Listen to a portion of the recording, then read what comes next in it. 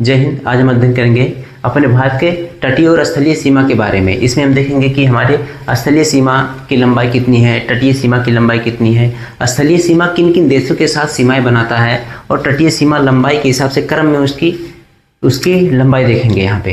तो देखिए, सबसे पहले जो हमारा भारत है वो तीन तरफ से समुद्रों से घिरा हुआ है और भारत एकमात्र पूरे विश्व में ऐसा देश है जिसमें एक महासागर का नाम भारत के ही नाम पे पड़ा हुआ है। जो हिंद महासागर है ये भारत के नाम पे ही पड़ा हुआ है और दुनिया में कोई भी महासागर नहीं है जो किसी दूसरे देश के नाम पे पड़ा हो।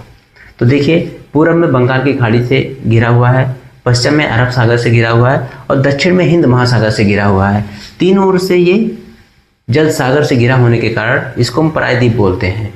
और जो पानी से डायरेक्ट टच में रहता है उसको हम बोलेंगे तट, और जो डायरेक्ट जमीन टू जमीन टच में रहता है, लैंड टू लैंड, जैसे ये हो गया भारत, इधर हो गया पाकिस्तान, यानी ये दोनों आपस में जमीन से टच है, इसमें कोई पानी इधर नहीं है, तो इसको हम बोलेंगे स्थलीय सीमा। यहाँ पे स्थलीय सीमा बोलेंगे। और जो डायरेक्ट पानी के संपर्क में रहेगा उसको हम तटीय सीमा बोलते हैं।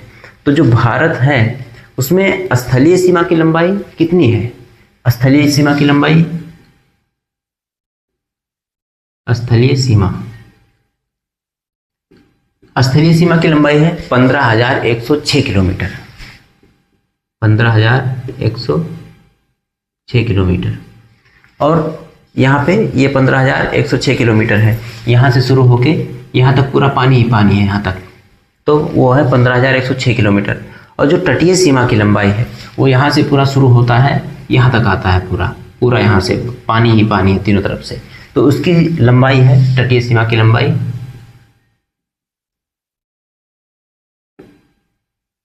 6100 किलोमीटर। 6100 किलोमीटर तटीय सीमा की लंबाई है। लेकिन अभी इधर है हमारा अंडमान निकोबार द्वीप समूह और इधर है ऐसे लक्षद्वीप। तो अंडमान निकोबार और लक्षद्वीप को जोड़ लेंगे तो इसका है प्लस, यहाँ पे कर लो 1416 किलोमीटर। 1416 किलोमीटर अगर हम पूरा जोड़ दें तो यहाँ पे हमारा बनेगा 7,516 किलोमीटर। यानी अगर टोटल देखा जाए तो तटीय सीमा की लंबाई हमारा है 7,516 किलोमीटर यहाँ पे। अब देखिए, यहाँ पे जो ये हमारा कर्क रेखा, यहाँ से कर्क रेखा गुजरती है, जो इसके उत्तर में इसको बोलेंगे उत्तरी भारत, दक्षिण में तो बोलेंगे दक्षिणी भारत। तो यहाँ से ये हो गए 23.5 डिग्री, 23.5 डिग्री, 23 से 1/2, ठीक है।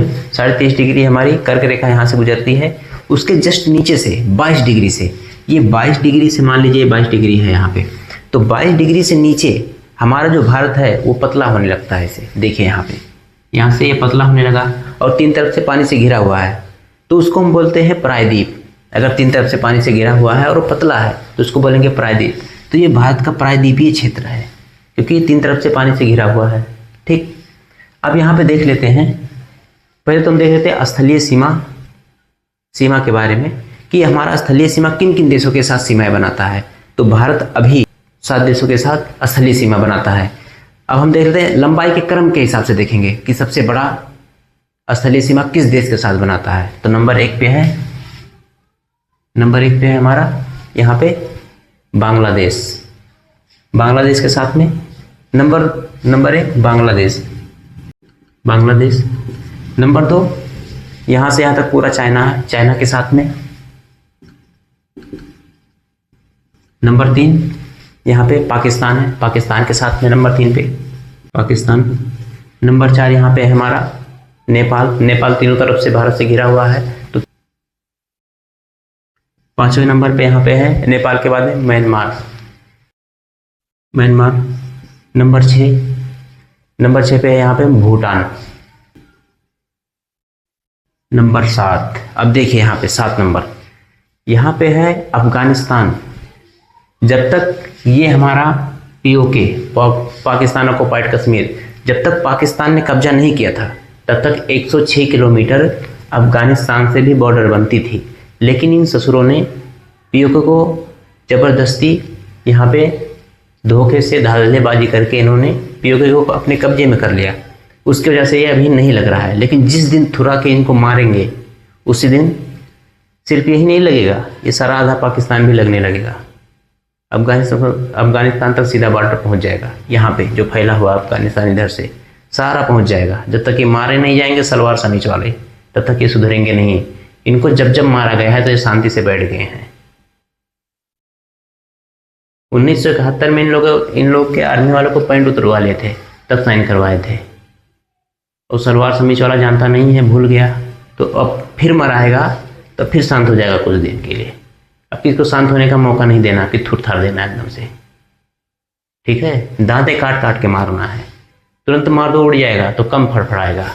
इसको फड़फड़ ऐसे ऐसे करके अंगुलियां काट काट के मारना है। ऐसे काट दो, 2 दिन सूखेगा, तीसरे दिन फिर काट लो, दांतें काट काट के मारना है कि थर थर तड़फड़ा के एकदम मरे। जब फड़फड़ा के मरेगा तो इन लोग को अकल आएगा, इन ससुरों को, ठीक। तो अभी 7वें नंबर पे अफगानिस्तान 106 किलोमीटर बॉर्डर बनाता है यहाँ पे, ठीक। अब देखिए यहाँ पे ये हो गया हमारा 7 देश हो गए। इन 7 देश से 18 स्टेट बॉर्डर बनाते हैं। कितना? 18 स्टेट इन 7 देशों के साथ। अब हम देख लेते हैं जो हमारा उत्तर का हो गया, हम देख लेते हैं अपनी जो तटीय सीमा है उसकी लंबाई क्रम के हिसाब से। पहले हम देखेंगे किस स्टेट का लंबाई सबसे ज़्यादा है, उसके हिसाब से क्रम में चलेंगे, ठीक है। तो नंबर 1 पे है हमारा यहाँ पे, यहाँ से लेके या पूरा यहाँ तक बॉर्डर बनाता है। नंबर 1 पे गुजरात। नंबर 2 पे है पूरा यहाँ से यहाँ तक फैला हुआ है हमारा आंध्र प्रदेश।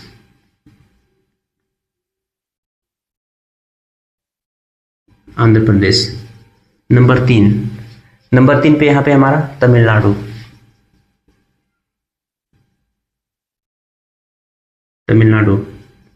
नंबर 4 पे है यहाँ पे हमारा महाराष्ट्र।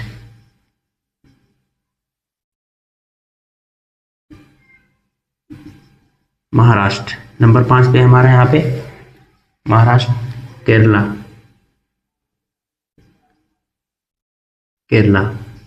नंबर 6 पे यहाँ पे हमारा उड़ीसा।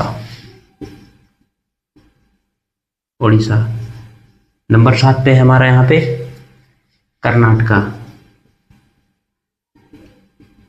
कर्नाटका, ठीक। नंबर 8 पे है यहाँ पे हमारा, नंबर 8 पे यहाँ पे पड़ेगा वेस्ट बंगाल।